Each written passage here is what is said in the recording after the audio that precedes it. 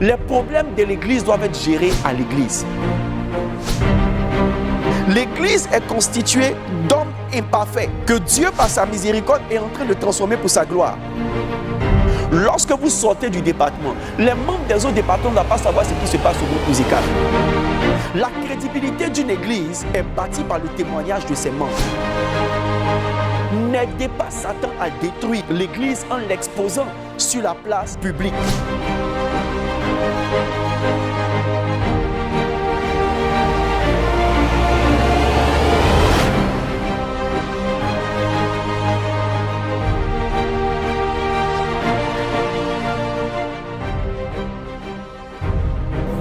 Père, nous te bénissons et nous te rendons encore l'honneur et la gloire qui te sont dues. Tendre Père, nous nous abandonnons entre tes mains. Nous prions que tu prennes l'absolu contrôle de toutes choses. Tu as commencé à nous faire du bien dans la session précédente et tu continueras de nous faire du bien. Seigneur Jésus, ton cœur est sur ton Église. Puisses-tu utiliser cette plateforme pour nous aider à mieux bâtir ton Église et à triompher des différentes attaques de l'ennemi contre ton Église et contre ton œuvre, au nom de Jésus. Amen. Wow. Dieu vous bénisse. Je vous salue au nom de Jésus. Je suis heureux de vous retrouver pour la deuxième session de notre série d'enseignements sur les 7 plaies de l'Église. Précédemment, nous avons parlé des plaies de la tête ou de la couronne d'épines. Et par la grâce de Dieu, Dieu nous a fait du bien. Je prie pour vous au nom de Jésus, que vous soyez guéris des plaies de la tête et que votre assemblée aussi soit guérie des plaies de la tête au nom de Jésus. Aujourd'hui, par la grâce de Dieu, nous verrons la flagellation ou les coups dans le dos ou les plaies du dos. La flagellation ou les plaies du dos. Matthieu 27, le verset 26. Alors, Pilate leur relâcha Barabbas. Et après avoir battu de verge Jésus, il le livra pour être crucifié. Alors, la flagellation symbolise les coups dans le dos. Les coups dans le dos. Pour nous qui avons longuement regardé tous les films sur Jésus, depuis que nous sommes petits, jusque très dernièrement, nous avons regardé la Passion du Christ, nous avons vu combien violemment Jésus a été flagellé et combien violemment il a été blessé dans le dos. La flagellation a une symbolique assez importante pour l'Église et pour le corps du Christ. Premièrement, la flagellation ou les coups dans le dos symbolisent la traîtrise. La traîtrise. Bien-aimés frères et sœurs, parler de traîtrise, c'est parler de déloyauté. Parler de traîtrise, c'est parler de déloyauté. Appartenir à une église, n'est-ce pas, c'est appartenir à une famille. Et à ce titre, il est important que chaque membre de l'église non seulement soit investi dans cette famille avec amour, avec fidélité et avec loyauté, et soit engagé même à protéger l'intégrité de l'église ou de la famille à laquelle il appartient, notamment l'intégrité des frères et l'intégrité des pères, l'intégrité des leaders. C'est ça la loyauté, c'est ça la fidélité.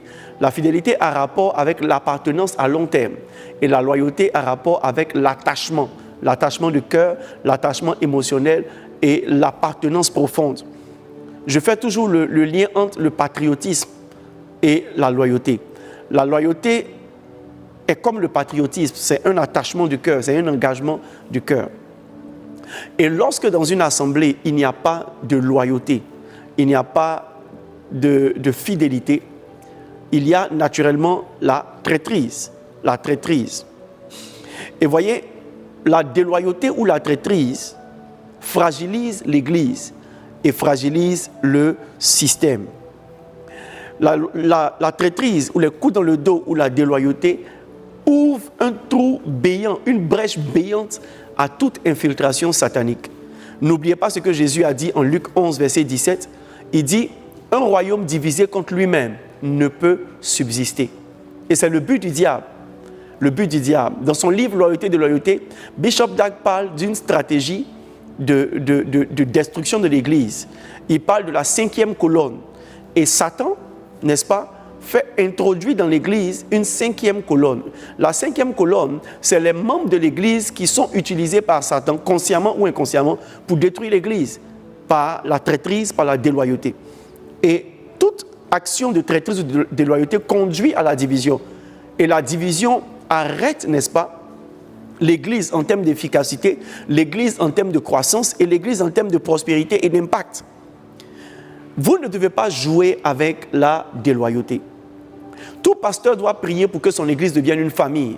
Psaume 133, verset 1, il dit « Il est doux, il est agréable et il est doux pour des frères de demeurer ensemble. » C'est pourquoi vous devez faire attention à l'atmosphère qui régit votre communauté. Ne dormez plus lorsque vous sentez que vos enfants sont divisés. Ne dormez plus lorsque vous sentez qu'il y a des querelles, des jalousies, de l'animosité au milieu. Et il n'y a pas d'attachement, il n'y a pas un certain niveau d'attachement de la part des frères. En 1 Corinthiens 1 verset 10, 1 Corinthiens 1 verset 10, nous lisons, la Bible dit « Je vous exhorte, frères, par le nom de notre Seigneur Jésus-Christ, à tenir un même langage et à ne point avoir de division parmi vous, mais à être parfaitement unis dans un même esprit et dans un même sentiment. » Bien-aimés frères et sœurs, une église qui est unie dans un même esprit, dans un même sentiment, dans un même langage, est une église forte. Et Satan connaît la puissance de l'unité. Et l'une des consignes même que Paul donne dans le livre de Tite, le chapitre 3 et le verset 10, il dit « Éloigne-toi après un premier et second avertissement de celui qui provoque des divisions. Éloigne de toi après un premier et un second avertissement, celui qui provoque des divisions. Sachant qu'un tel homme, verset 11, chacun qu'un homme de cette espèce est perverti, qu'il pêche en se condamnant lui-même. » Faites attention lorsque le diable commence à vous soustraire ou à vous enrôler dans un esprit de déloyauté. Le bishop Dag, dans son livre Loyauté de loyauté, a parlé des différents stages de la déloyauté. Et vous devez faire attention à ces stages. Je vous recommande d'ailleurs même ce livre, qui est une grande bénédiction pour le corps de Christ. Il a parlé de l'esprit indépendant. Toute personne qui a un esprit indépendant dans un système est quelqu'un qui est en train de porter un coup dans le dos à sa communauté. Un esprit indépendant, généralement, c'est cet esprit qui pousse chaque personne à certaines personnes, n'est-ce pas, à ne pas fusionner avec les autres. Il est dramatique que dans certaines communautés, dans certaines assemblées, certains frères ne marchent pas au même rythme que les autres. La Bible dit, au point où nous sommes parvenus, marchons d'un même pas. Quelqu'un qui a un esprit indépendant ne se voit pas en train de faire ce que les autres font, comme les autres le font, et le jour où les autres le font. Quelqu'un qui a un esprit indépendant vient quand il veut et il part quand il veut. Il n'a de compte à rendre à personne. Quelqu'un qui a un esprit indépendant, il est au milieu, mais il n'est pas parmi, il ne fait pas partie de la famille. Vous allez constater dans les églises, beaucoup de personnes viennent les dimanches, mais n'appartiennent à aucune tribu, à aucune cellule, à aucun découpage stratégique de l'église. Ils ont un esprit indépendant. Peu importe la manière dont vous appelez cela, vous avez un esprit indépendant. Peu importe les justificatifs que vous donnez, si le fonctionnement de l'église ne vous inclut pas, vous avez un esprit indépendant. Beaucoup de personnes sont dans l'église et n'appartiennent à aucun département parce qu'ils ne veulent pas se laisser conduire. La racine de l'esprit indépendant, c'est l'orgueil. C'est l'orgueil. Je prie pour toi que tu n'aies pas un esprit indépendant. Tu as un esprit indépendant quand tu ne participes pas aux réunions, aux cultes de semaine. C'est un esprit indépendant qui amène certains fidèles à rester chez eux à la maison pendant qu'il y a le culte de semaine. Plusieurs églises souffrent, n'est-ce pas, de cet esprit indépendant parce qu'il y a plus de monde dans nos églises les dimanches, mais les mercredis, il n'y a personne. Et les programmes spéciaux, il n'y a personne. Toute personne qui ne vient pas à l'église hors du dimanche est une personne qui a un esprit indépendant. Une personne qu'on ne peut pas corriger, une personne qu'on ne peut pas orienter, une personne qui ne peut pas suivre le mouvement d'ensemble est un esprit indépendant.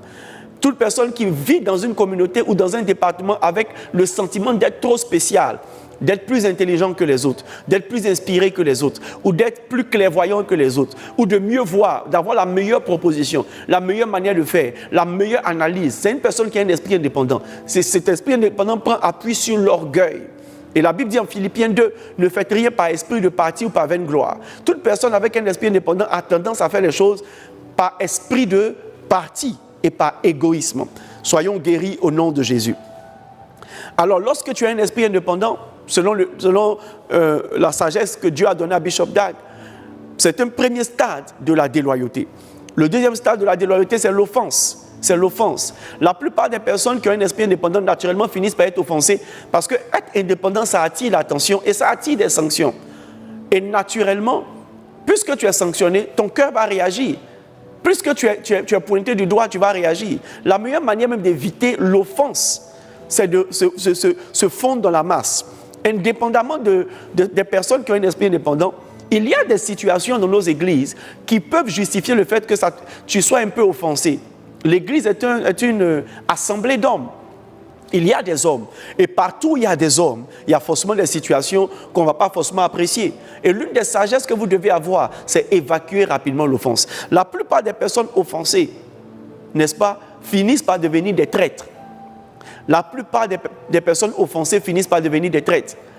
Et nous voyons par exemple le cas de Judas. Judas a été offensé parce que Jésus ne lui a pas donné les 30 pièces d'argent.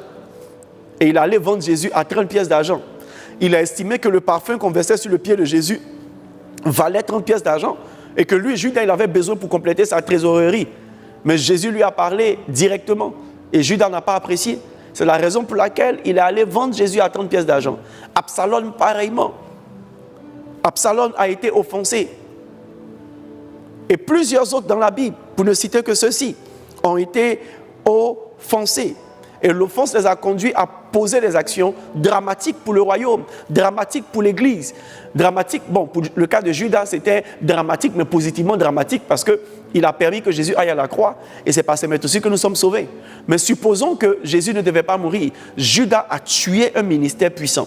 Beaucoup de personnes, dans un esprit d'offense, ne réfléchissent plus et ne se laissent plus conduire par le Saint-Esprit. Une personne offensée ne réfléchit plus normalement. Une personne offensée réfléchit par l'offense. C'est comme une personne blessée. Tu ne marches plus parce que tu as 2 pieds. Tu marches en pensant à la blessure. Naturellement, tu boites. Une personne qui est offensée n'est plus conduite par le Saint-Esprit ou est difficilement conduite par le Saint-Esprit. L'offense va te pousser à prendre des décisions. L'offense va te pousser à avoir des attitudes. L'offense va te pousser même à te rétracter. Et l'un des fruits de l'offense, c'est la passivité. Et c'est le 3e stade de la déloyauté, la passivité, où maintenant les gens dans nos églises, dans un esprit de détachement, ne participent plus à rien. Ils ne participent plus à rien. Quelqu'un a dit, je ne dirai plus rien à aucune réunion. La passivité, va se constater lorsque quelqu'un qui était vraiment zélé dans l'église perd son zèle. Quelqu'un qui disait amen à toute prédication, qui était là à toutes les réunions, subitement tu ne le vois plus aux réunions. Et même quand il est là, quand tu regardes son visage, tu as l'impression que tout le royaume des ténèbres s'est attaqué à sa face. Une mine serrée ou une mine renfermée. Souvent, ils font semblant d'être spirituels en fermant les yeux pour écouter le message. Mais en réalité, ils sont passifs. Ils ne veulent même pas participer au message. Dis amen, acclamer, applaudir ou même se réjouir. Ils ne dansent plus à la louange, ils ne chantent plus à l'adoration. Et même quand ils chantent, ils ne pleurent plus. Et ces personnes ne participent plus aux réunions. Ils viennent en retard et ils partent très tôt. Ils ne fédèrent plus avec les frères. Fais attention lorsque tu as atteint ce stade. Tu deviens un traître. Progressivement, Satan est en train de t'enrôler. Et lorsque les gens rentrent dans la passivité, finalement, ils rentrent dans la critique. Parce que tu vas vouloir expliquer pourquoi, n'est-ce pas? Pourquoi est-ce que tu es devenu passif? Et finalement, tu vas commencer à critiquer des décisions, critiquer des réactions, critiquer des prédications, critiquer même des déménagements de communauté ou des changements de leadership. Tout je vais dire que tu vas critiquer. Et qui critique envers quelqu'un et critique avec quelqu'un. Ne laissez personne faire de votre oreille une poubelle pour recevoir les critiques. Parce que si quelqu'un critique dans tes oreilles, tu vas finir par critiquer avec lui. Et Dieu a horreur des calomniateurs. La Bible déclare que les calomniateurs doivent être exécutés. Les calomniateurs doivent être exécutés. Et à force de critiquer, tu atteins maintenant le prochain stade, qui est le stade de la politique. Où maintenant, dans nos assemblées, vous allez voir qu'il y a un groupe de personnes qui marchent ensemble. Ils ne marchent pas avec les autres, mais ils marchent ensemble.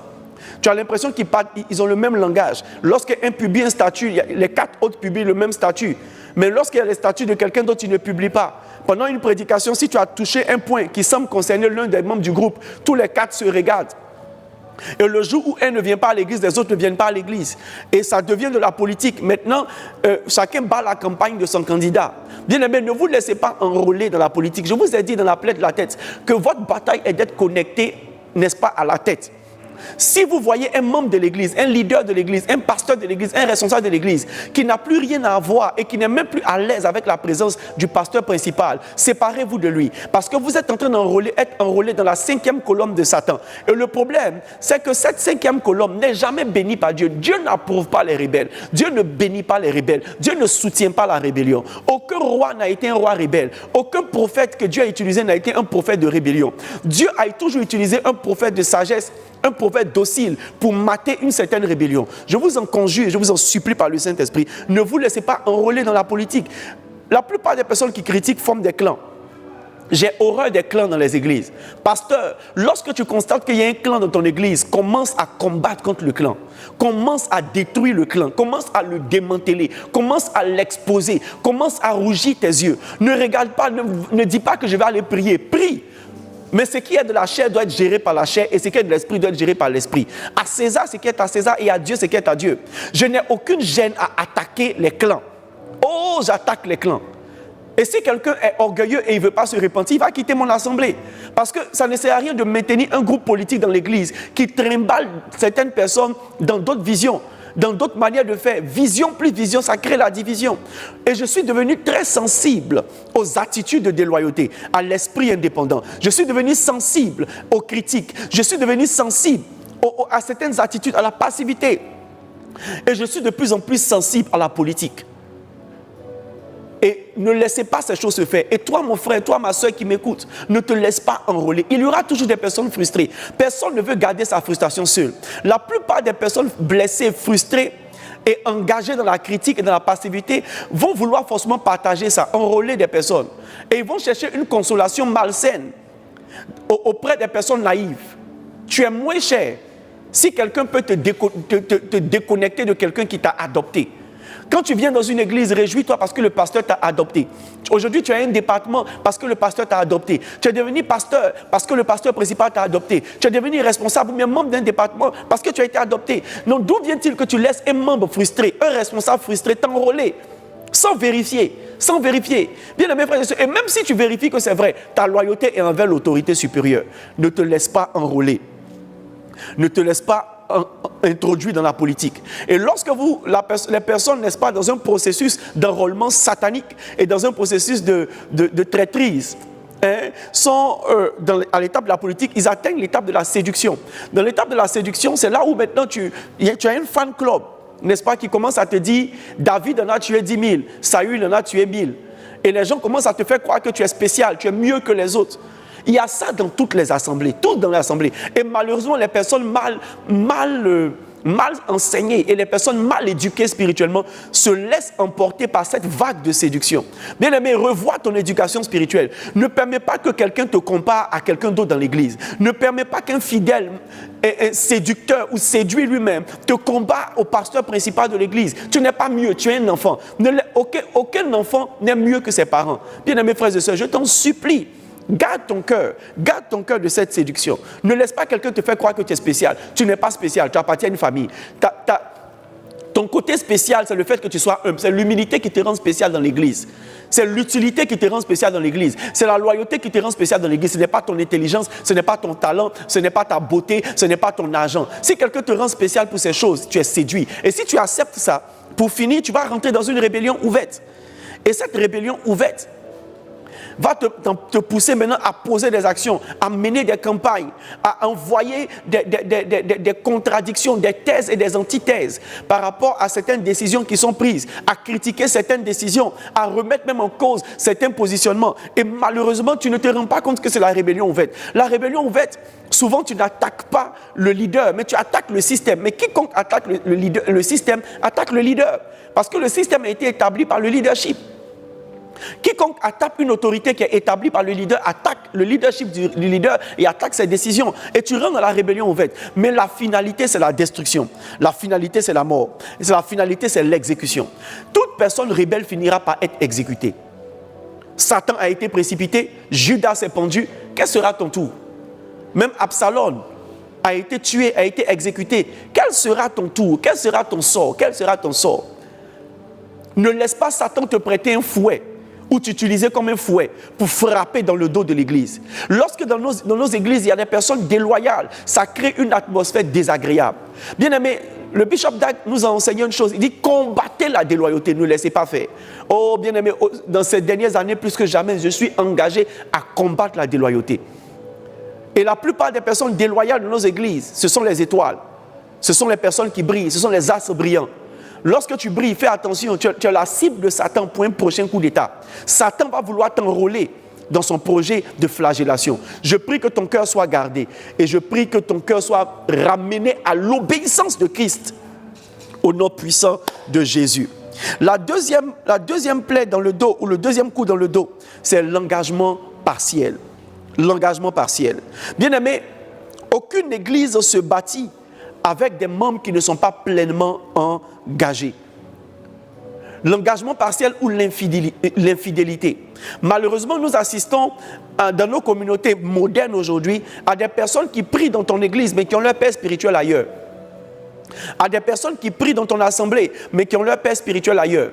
À des personnes qui t'appellent pour prier pour elles à la maison mais qui appartiennent à d'autres communautés.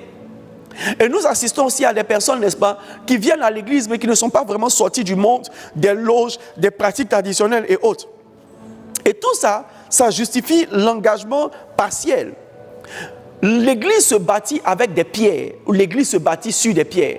Il a dit à Pierre, tu es Pierre, et sur ce roc, je bâtirai mon église. Je prie pour toi au nom de Jésus, que ton engagement soit total, ton engagement soit de type conjugal, pour le meilleur et pour le pire, que ton engagement soit total dans ton église. Ne mets pas ton église en compétition. Tu appartiens à la cellule de telle église et tu fais les cultes dans telle église. Tu appartiens au groupe de soutien de tel ministre de Dieu, mais tu n'appartiens pas au partenaire de ton église. Bien aimés frères et sœurs, votre loyauté est envers votre communauté et envers votre pasteur, envers votre père spirituel. Si vous estimez que votre père spirituel a son église, quelle que soit la distance, soyez loyal à son église, allez là-bas. Ne vous engagez pas dans une communauté où vous n'êtes pas prêt à être entièrement engagé.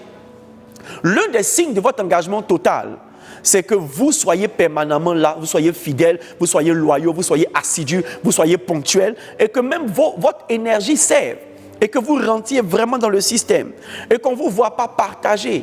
On ne voit pas partager. Tu peux sentir même la déloyauté, tu peux sentir l'engagement partiel dans la vie de certains fidèles. Lorsque le culte est en train de passer en direct et ils ne sont pas sur le direct de l'église.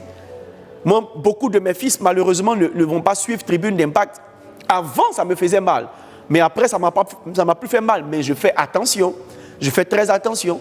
Ton engagement vis-à-vis de mon ministère, ma vision, n'est pas totale. Donc, on ne confie pas un héritage à des personnes qui ne sont pas entièrement avec vous. C'est la raison pour laquelle, lorsque vous allez vous marier, naturellement, lorsque vous faites communauté de biens, la justice donne droit à une partie de vos biens à celui ou celle que vous avez épousé. Il faut le mariage pour un partage équitable d'héritage. Je suis en train de dire à quelqu'un qu'il faut aussi un contrat d'embauche, un contrat de travail pour avoir des droits. Tant que tu n'es pas engagé, tu n'as pas de droits. Tu n'as que des devoirs suggestifs. Je prie pour toi au nom de Jésus que tu ne portes pas le coup de l'engagement partiel. Revois ton engagement. Deviens plus assidu. Deviens plus ponctuel. Deviens plus impliqué dans ton département et dans ton église. Si tu appartiens à un groupe musical, participe aux répétitions. Si tu appartiens à un département, participe aux réunions. Et sers Dieu entièrement. Que ton corps serve, que ton esprit serve, ton intelligence serve, que ton argent serve, que ta maison même serve. Josué 24, verset 15, il dit, moi et ma maison, nous servirons l'Éternel. N'est aucun problème pour que ta maison devienne une cellule de prière, une cellule de l'église. N'est aucun problème pour qu'on utilise ta voiture pour faire des courses de l'église. N'est aucun problème qu'on prenne même ton numéro de compte bancaire pour recevoir l'argent de l'église et pour prendre aussi ton argent pour servir Dieu. Ça aussi, c'est un signe d'engagement. Il y a un pasteur qui aime ce que je viens de dire. Alléluia. Le troisième coup dans le dos, ou le troisième flagellation, le troisième symbole de flagellation, n'est-ce pas, c'est le manque de discrétion. Bien aimé, le manque de discrétion des membres de l'Église concernant les affaires de l'Église est très dangereux. Très dangereux. C'est pourquoi Paul a recommandé que les affaires de l'Église doivent se gérer à l'Église. Regardez ce qu'il dit en 1 Corinthiens 6, verset 4. 1 Corinthiens 6, verset 4. 1 Corinthiens 6, verset 4, il dit « Quand vous avez des différends pour les choses de cette vie, ce sont les gens dont l'Église ne fait aucun cas que vous prenez pour juges. Je le dis à votre honte. Ainsi, il n'y a parmi vous pas un seul homme sage qui puisse prononcer entre ses frères. Mais un frère plaide contre son frère et cela devant des infidèles. » Ça veut dire quoi? Lorsqu'on a des problèmes, la Bible dit qu'on ne doit pas aller au tribunal. Un chrétien ne doit pas envoyer une convocation à son frère. Et un chrétien ne doit pas transporter les affaires de l'église au foyer. Ton mari n'appartient pas à l'église. Gloire soit rendue à Dieu si ton mari appartient à l'église. Mais est-ce qu'il est responsable au même niveau que toi? Est-ce que ta femme appartient au même niveau de leadership que toi? Est-ce que tes enfants ont le droit des mêmes informations que toi? Même si vous appartenez en tant que famille à la même communauté. C'est une indiscrétion que de transporter les nouvelles, les affaires délicates de l'Église, ou même les informations moins délicates, n'est-ce pas, dans les oreilles de ceux qui n'ont aucun rapport avec l'Église. Est-ce que vous comprenez ce que je suis en train de dire? La discrétion est la capacité de protéger l'image de l'Église, et c'est aussi un signe de loyauté envers ton assemblée. La crédibilité d'une Église est bâtie par le témoignage de ses membres. Il y aura forcément des situations délicates concernant les membres ou les leaders d'une assemblée. L'Église est constituée d'hommes imparfaits que Dieu, par sa miséricorde, est en train de transformer pour sa gloire. N'aidez pas Satan à détruire l'Église en l'exposant sur la place publique. Les problèmes de l'Église doivent être gérés à l'Église. Les problèmes du département doivent être gérés dans le département. Lorsque vous sortez du département, les membres des autres départements ne doivent pas savoir ce qui se passe au groupe musical. Les membres des autres tribus ne doivent pas savoir ce qui se passe dans les autres tribus. Sauf si c'est un partage stratégique d'informations qui permet aux autres tribus de se relever. Mais encore ça se fait avec autorisation des responsables hiérarchiques. Lorsque vous êtes indiscret, lorsque vous partez raconter les tares de l'Église, les faiblesses de l'Église, les situations de l'Église, ou même partez dévoiler les situations de l'Église, vous ressemblez à Judas qui est en train de montrer aux accusateurs, aux condamnateurs et aux gardes où Jésus se cache pour prier. Et malheureusement, lorsque vous montrez aux accusateurs là où Jésus se cache pour prier, ils viennent avec des accusations et ils viennent avec des menottes. Et ça s'ensuit par la mort du leader, et ça s'ensuit par la dispersion des autres bergers, et ça s'ensuit aussi par la destruction de l'Église. Une petite indiscrétion peut détruire la crédibilité de l'Église. Beaucoup de personnes ont quitté les églises parce que leur vie a été exposée. L'indiscrétion des membres. Bien-aimés, nous appartenons à une communauté complexe ou à des communautés complexes. Nous sommes comme l'hôpital de Dieu. Il y a des homosexuels qui viendront à l'église pour chercher la délivrance. Vous n'avez pas besoin d'aller dire à votre quartier qu'il y a un homosexuel ou des homosexuels dans l'église. Nous sommes en train de les traiter. Vous pensez que les pasteurs ne savent pas? Ils le savent. Mais ils ont engagé Dieu et engagé la sagesse de Dieu et engagé ces personnes dans un processus de traitement de leur âme. Donc quand tu vois l'homosexuel du quartier dans ton église, ne va pas répéter dans ton quartier que l'église est une église homosexuelle. Quand tu vois un ancien brouteur dans l'église, ne va pas répéter que l'église est une église de brouteurs. J'ai eu la réputation dans la zone de mon ministère, parce que l'église principale du GGC est à Dabou. Et j'ai eu la réputation d'être des pasteurs de brouteurs, parce que certains brouteurs se sont convertis dans mon église. J'ai eu la réputation d'être le pasteur des Rastas, parce que certains Rastas se sont convertis dans mon église. J'ai eu la réputation d'être le pasteur des PD, parce que certains homosexuels viennent de mon église. Le problème, c'est qu'ils ne viennent pas parce qu'ils sont bien portants, ils viennent parce qu'ils sont malades. Et c'est ce que Jésus a dit. Ce sont les malades qui ont besoin d'un médecin, et j'agis en tant que médecin pour les aider. Alors, si vous voulez aider Jésus à aider ces âmes à être sauvées, gardez la discrétion et aidez ces personnes à être aidées. Priez pour elles. Gardez le secret des faiblesses.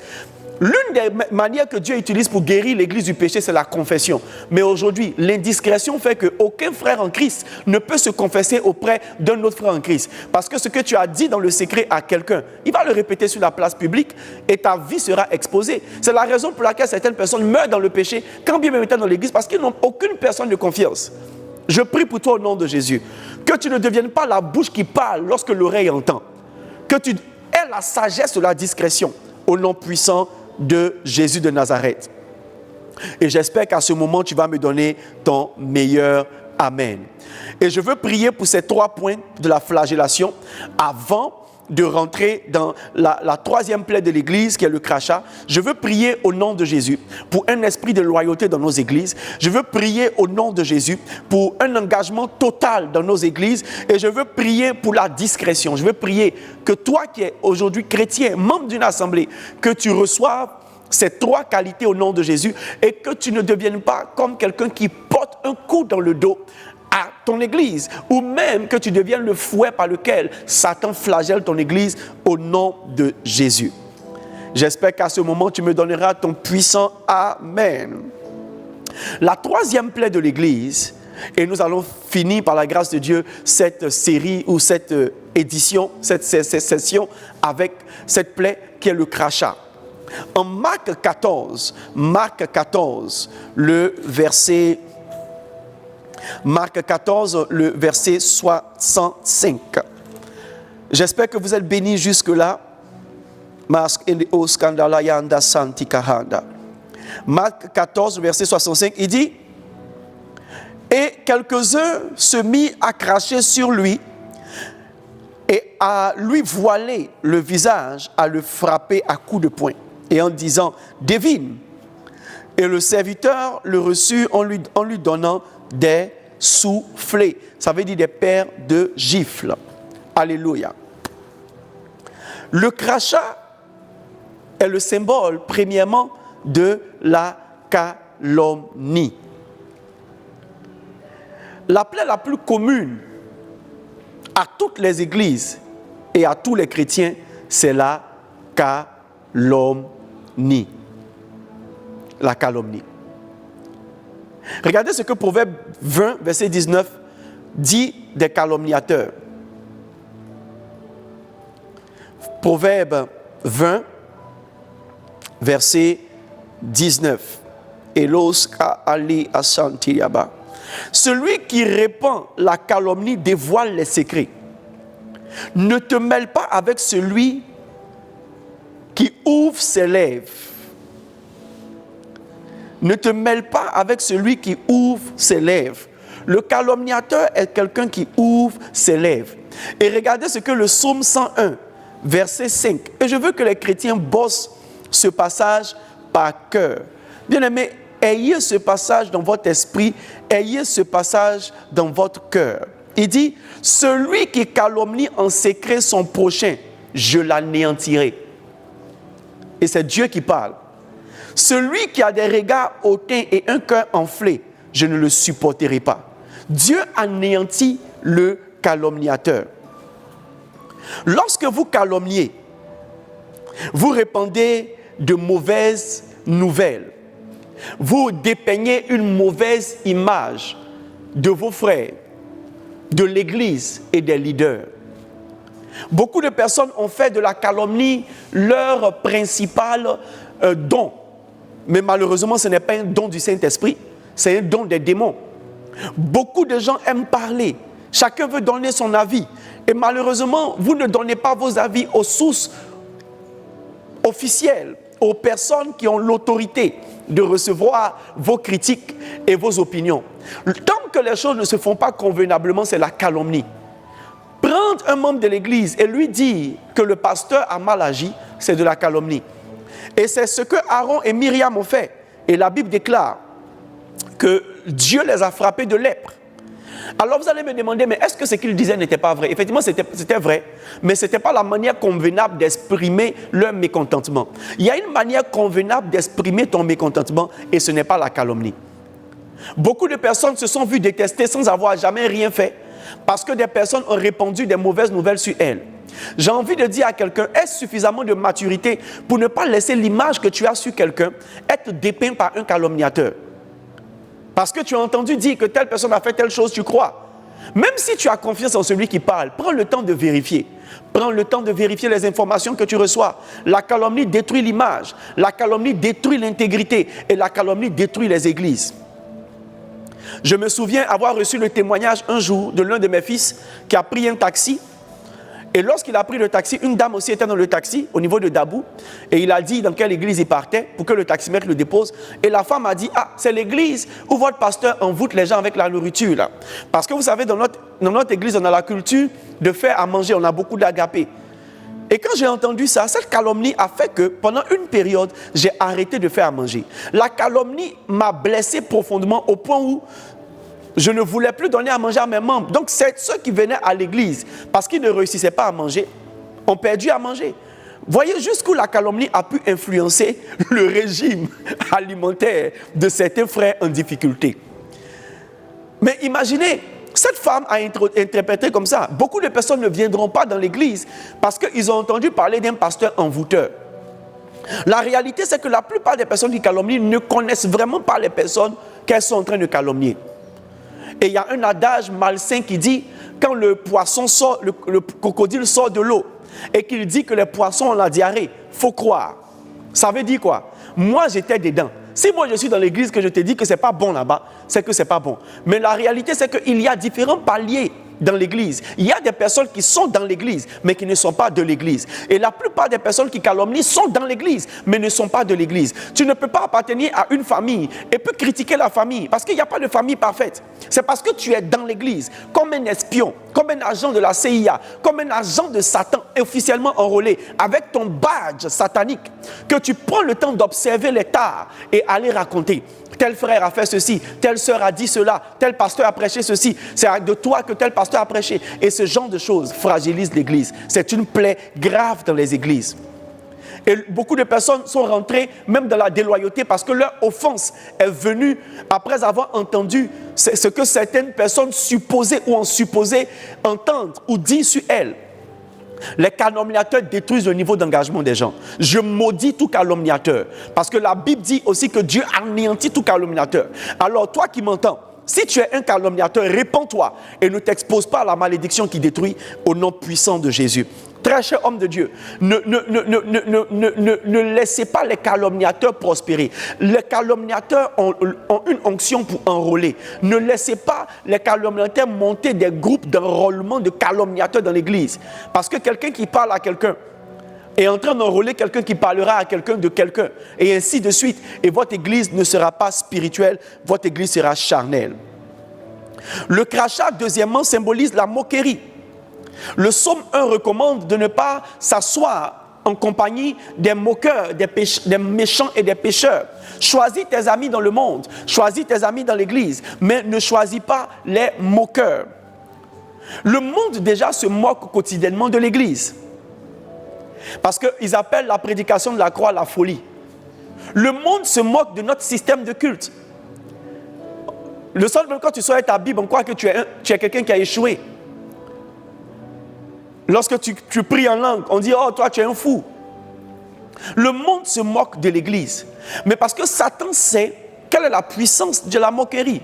La moquerie a le pouvoir de détruire la crédibilité, l'efficacité et la pertinence d'un ministère, d'une église ou d'un individu. Et la moquerie a le pouvoir de détruire l'estime de soi. Donc imaginez, si le diable déjà se moque de nous et que nous-mêmes, en notre sein, on commence à se transformer en des moqueurs. Comment est-ce qu'on est en train d'aider le royaume à avancer? Bien aimé, nous tous, nous avons eu notre première expérience. Je me souviens de la première fois où j'ai prêché. Je me suis adossé sur le mur. À peine même si je pouvais regarder ceux qui étaient devant moi. Heureusement que j'ai trouvé un œil qui me regardait attentivement. Je me suis appuyé sur cet œil qui me regardait attentivement et cette oreille qui m'écoutait, pour trouver la force de continuer mon message. Et par la suite, Dieu s'est pleinement manifesté. Mais regardez, si quelqu'un s'était moqué de moi, je n'allais pas croire que moi aussi je pouvais prêcher. Je me souviens un jour, j'étais assis devant mon portail avec des frères en Christ et l'un des frères a donné un verset, qui est un homme de Dieu aussi, a donné un verset et il fallait qu'on essaie de partager la révélation. Et quand j'ai commencé à parler, l'un de ses fils spirituels a commencé à rire. Et j'ai senti en moi qu'il se moquait de moi. Voyez, heureusement que l'Esprit de Dieu m'a aidé. Mais si je m'étais appuyé sur cette moquerie, je n'allais plus donner de révélation. Je n'allais plus partager la révélation que j'ai reçue. Et je n'allais plus être ce prédicateur que je suis devenu. Par la grâce de Dieu, je prêche mieux qu'hier. Le bishop Dag dit, lorsqu'il a commencé ses moments de guérison et de délivrance, ses moments de miracle, il avait mis certains de ses pasteurs sur le podium. Et quand il s'est retourné, il s'est rendu compte que ses pasteurs dormaient. Et il a vu ça comme une moquerie, comme si les gens ne croyaient pas en son ministère. Au lieu de s'arrêter, il a décidé que ses pasteurs ne seraient plus sur le podium quand il est en train de rendre ministère. Il a mis juste des fleurs. Par la suite, son ministère a prospéré. Imaginez s'il n'était pas fort à l'intérieur de lui pour écouter la voix du Saint-Esprit qui lui dit « Continue, go, je suis avec toi, c'est bien, bon et fidèle serviteur. » On n'aurait pas eu ce puissant évangéliste de miracle qu'on a aujourd'hui, cette grande source de bénédiction qu'on a aujourd'hui. Bien-aimés frères et sœurs, ne devenez pas un moqueur. Si vous vous moquez, vous pouvez détruire le zèle et la confiance de quelqu'un. Et vous serez en train de tuer un ministre de Dieu. Vous serez en train de tuer quelqu'un que Dieu est sur le point d'utiliser pour bouleverser le monde. On a toujours nos premiers pas. On a toujours droit à certaines erreurs. Mais soyons plus encourageants au nom de Jésus de Nazareth. Certains frères même ont été enfermés dans la prison du péché à cause de la moquerie. Parce qu'ils ont peur que les gens sachent ce qu'ils ont fait. Mais la moquerie fait que les gens s'abandonnent et se livrent à Satan. Ils n'aiment pas le péché, mais ils ne peuvent pas le confesser. Parce que l'oreille que tu as vue est une oreille moqueuse. Alors, tu ne peux plus sortir du péché. Mais je prie pour toi au nom de Jésus, que tu ne sois pas un moqueur. La moquerie est du crachat. La moquerie salit l'image de quelqu'un. La moquerie ternit, n'est-ce pas, la crédibilité des frères. Et tue leur amour propre. Et ça peut tuer même l'Église. Mais je prie que Dieu nous aide au nom de Jésus. Le crachat symbolise, troisièmement, les injures. Les injures. Acte 18, verset 6.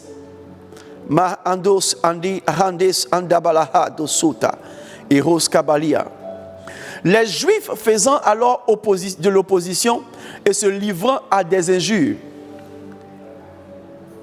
Paul secoua ses vêtements et leur dit « Que votre sang retombe sur votre tête. J'en suis pur. Dès maintenant, j'irai vers les païens. » Combien de pasteurs n'ont-ils pas été traités de moqueurs ou de menteurs? Combien de pasteurs n'ont pas été traités de faux pasteurs, de faux prophètes, de voleurs? L'Église de Dieu est obligée de prospérer malgré les humiliations et malgré les paroles dévalorisantes qu'elle subit de la part des païens. Malheureusement, plusieurs pasteurs et serviteurs de Dieu sérieux font les frais de plusieurs injures, de la part même de ceux pour qui ils s'investissent tous les jours. La plupart des fidèles traitent leurs pasteurs de voleurs. Lorsqu'on fera une offrande spéciale pour un projet dans l'église, on dira encore un pasteur voleur.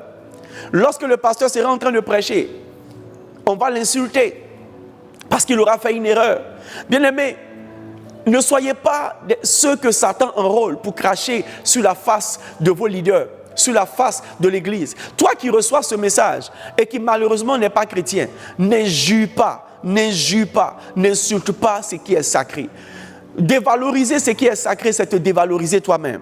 Je prie pour toi au nom de Jésus, qu'il n'y a aucune injure dans ta bouche. Et même les frères ne doivent pas s'injurer entre eux. La Bible nous recommande de ne pas avoir des injures, de ne pas porter des injures. La Bible dit Jésus a été injurié, mais il n'a point répondu par l'injure. Deviens discipliné au point de ne pas utiliser des injures, n'est-ce pas, avec tes frères. N'utilise pas des injures, même dans les périodes de crise et de colère. La vie chrétienne est une vie qui doit être éthique et remplie de vertus. Je prie pour toi au nom de Jésus, que tu ne sois pas un homme injurieux au nom puissant de Jésus. Et pour finir, Le crachat symbolise les accusations. Le crachat symbolise les accusations. Laissez-moi vous dire une chose. L'arme la plus efficace de Satan, c'est d'accuser les saints. Au milieu des accusations, l'Église est affaiblie. Par le moyen de fausses accusations, le diable discrédite les ministres de Dieu pour tuer leur impact dans le monde. L'incrédulité naît souvent de mauvais témoignages. Les rumeurs et les mauvais témoignages se propagent malheureusement plus vite que les bonnes nouvelles. Ne devenez pas un accusateur. Ne laissez pas Satan vous enrôler. Un frère qui accuse un autre frère est un agent du diable. Vous savez, tu n'as pas besoin de vérifier que ce soit vrai ou que ce soit faux. Ne sois pas un accusateur, point final. Ne sois pas un accusateur. Si tu accuses, tu es un agent du diable. Et j'ai pu, dans mes études, trouver 3 différents niveaux d'accusation. Le premier niveau d'accusation, c'est la suspicion. Lorsque tu commences à soupçonner quelqu'un, tu as commencé déjà à l'accuser. À ce stade, tout est silencieusement dans l'esprit et les pensées. Le soupçon est dans l'esprit et dans les pensées. La suspicion peut émaner d'une rumeur ou d'une situation à laquelle on a peut-être assisté ou même on n'a pas assisté. Et on n'a même pas pris le temps de vérifier aussi la vérité des interprétations qui sont faites.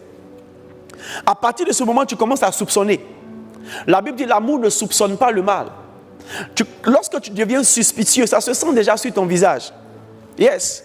La plupart des personnes suspicieuses ont un regard suspicieux, ont une attitude suspicieuse. Regardez un peu, tu es assis dans une salle, où quelqu'un est assis dans une salle et dès que tu rentres, la personne met son téléphone sur le côté gauche. Cela sous-entend quoi?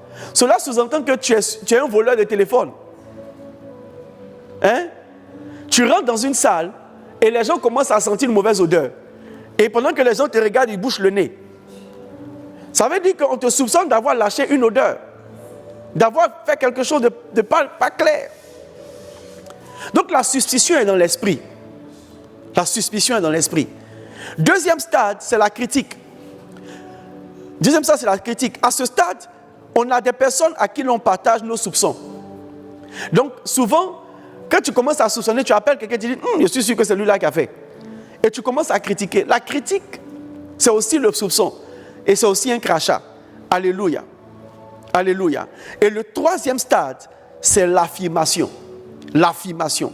À ce stade, l'on commence à affirmer ce que l'on a soupçonné comme une vérité indubitable. Bien aimé, n'oubliez pas que les fausses affirmations de 2 témoins ont réussi à abréger le ministère de Jésus. Vous savez, que ce soit vrai ou que ce soit faux, quand 2 personnes disent la même chose, ça devient une vérité. Même si c'est un mensonge, mais pour les esprits faibles, c'est une vérité. C'est pourquoi faites attention à ne pas cracher sur les frères en les accusant par la suspicion, par la critique et par les affirmations gratuites. Prions ensemble le Seigneur. Père, nous te prions que tu nous délivres de la calomnie, que tu nous délivres de la moquerie, et que tu délivres nos églises et tu nous délivres des injures, des accusations, et que tu permettes, Seigneur, que nos églises, notre leadership et nous-mêmes en tant que chrétiens, nous soyons guéris de ces plaies et que nous ne soyons pas utilisés par Satan pour flageller l'église au nom puissant et glorieux de Jésus. Amen. Nous bénissons le Seigneur encore une fois pour cette 2e session de notre série d'enseignements sur les 7 plaies de l'Église. Je vous donne rendez-vous pour la 4e plaie très bientôt, qui est les plaies des mains sinon. Ne manquez pas, Dieu vous bénira. Et j'espère que depuis ces 2 premières sessions, Dieu est en train de vous faire du bien. N'hésitez pas à nous rendre vos témoignages et ne vous empêchez pas de prier pour nous et de prier pour vous-même. Satan attaque l'Église plus que jamais. Devenons des gens qui protègent l'Église et qui bâtissent l'Église. Deviens quelqu'un sur qui Dieu s'appuiera pour fortifier l'Église à laquelle tu appartiens, et deviens un leader objectif qui préserve son Église et son assemblée des plaies de l'Église. J'espère que vous avez été bénis par les précédentes plaies et je crois que Dieu a commencé à guérir vos églises, à guérir vos cœurs et à guérir votre leadership. Ne manquez pas. Et surtout, Priez pour vous-même, priez pour vos églises et priez pour votre leadership. Rendez-vous prochainement. Que Dieu vous bénisse.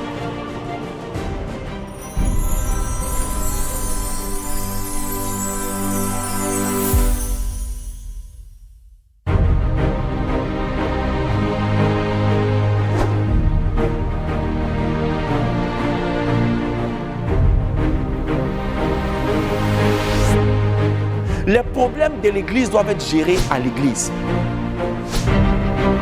L'église est constituée d'hommes imparfaits que Dieu, par sa miséricorde, est en train de transformer pour sa gloire. Lorsque vous sortez du département, les membres des autres départements ne doivent pas savoir ce qui se passe au groupe musical. La crédibilité d'une église est bâtie par le témoignage de ses membres. N'aidez pas Satan à détruire l'église en l'exposant sur la place publique.